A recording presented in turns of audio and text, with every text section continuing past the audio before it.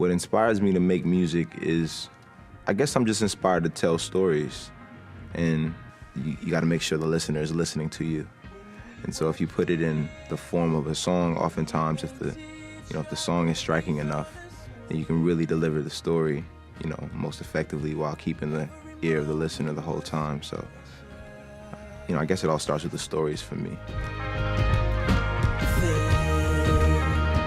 I do feel more like a visual artist when your storytelling is, your own experiences and memories and, personal wisdom and knowledge. So a lot of that, when I pull from that place, it comes along with pictures, and when I'm trying to make a song, even the form of it, even the part that doesn't have words, the parts that don't have words, it's still, really trying to make a photograph out of something that you can never see, like materials that aren't visible, but still trying to make a photograph, And you should hear. Has Odd Future impacted my career? Absolutely.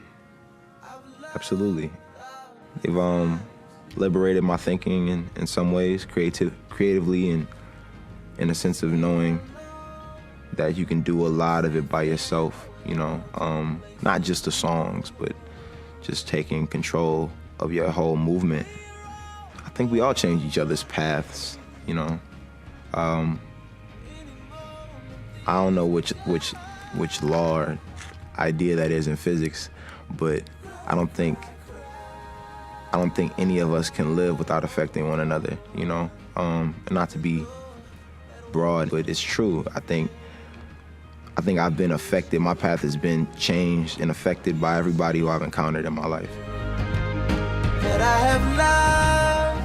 I don't know how far my music has taken me socially. Geographically, it's only taken me to London. I had to cancel my Paris and Amsterdam shows because I got sick. I like London a lot. I like the London crowd a lot. It was probably like 3 inches between me and the first person in the crowd. Sometimes less, so it was cool. There's a difference in every crowd that I've played so far. They're like, it's hard to put a finger on what it is exactly, but they just differ like in different cities.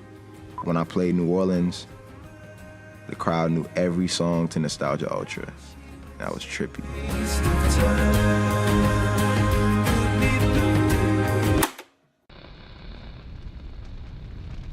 Nostalgia Ultra.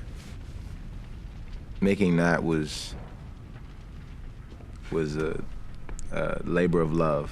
It was like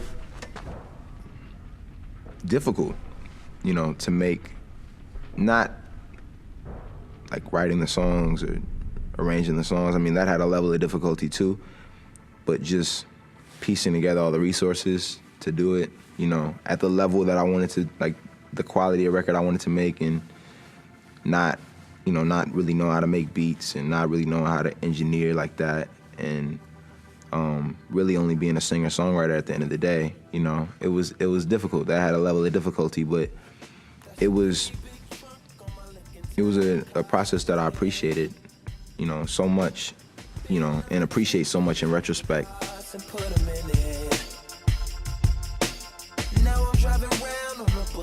The video director I work with a lot, Bill Elderkin, the homie, he's passionate, he's, convicted, and we can bump heads occasionally, but because I'm the same way, but it's talented, when we kind of get in, a flow of working, we both get what we want. The video concept was, I guess, inspired by like Japanese cartoons and a little bit of like Afro Samurai too. And it was also a great excuse to blow up a car and go to Big Sur and, hang out hillside and just be beautiful, be art, Like, you know, just more so than a narrative, like just shoot something that was beautiful, that just looked the part. Novocaine was, yeah, that's different. Novocaine, as opposed to Swim Good, had more of a, it was like clear what I was trying to do. I was just trying to connect or articulate visually the feeling of being numb. Like the feeling of somebody trying to love you but you can't feel it. Like the feeling of wanting to feel something that you can't feel. And so it's numbing, and a lot of things can cause that numbing. In the video though, it was like some sort of topical anesthetic and a little bit of special effects, and there you have it.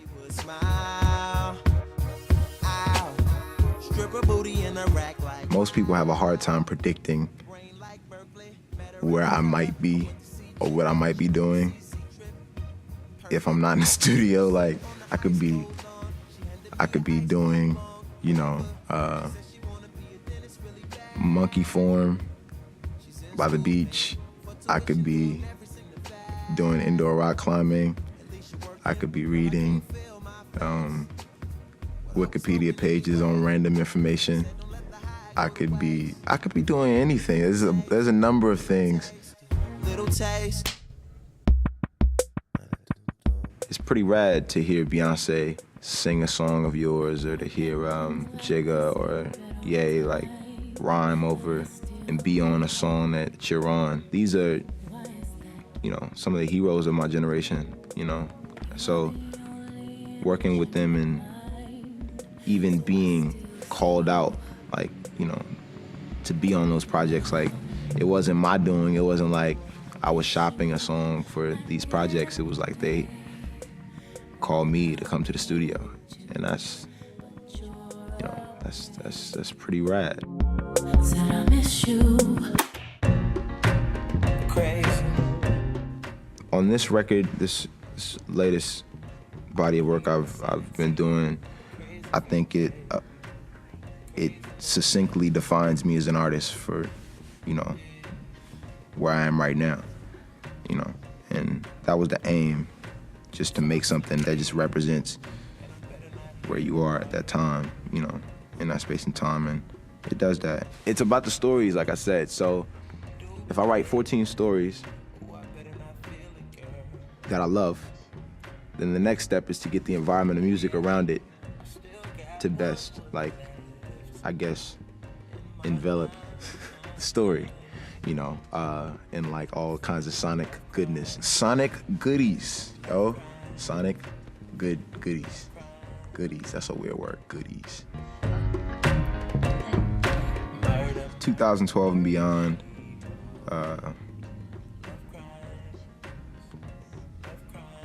I mean, I don't know, I've been feeling really mortal lately, you know, I've been feeling really mortal lately, and if I could do anything, you know, from today, not even looking at it in years, but today on, it's just really about trying to do whatever it is I do at a level of excellence, and that's really all I'm trying to do while I'm here. Is it really wrong that I want? You gotta put "it's freezing" in here, because it's cold, so that just gives you context for how I'm shivering through my answers. Yeah, I should slow-mo that and put that on the Discovery Channel.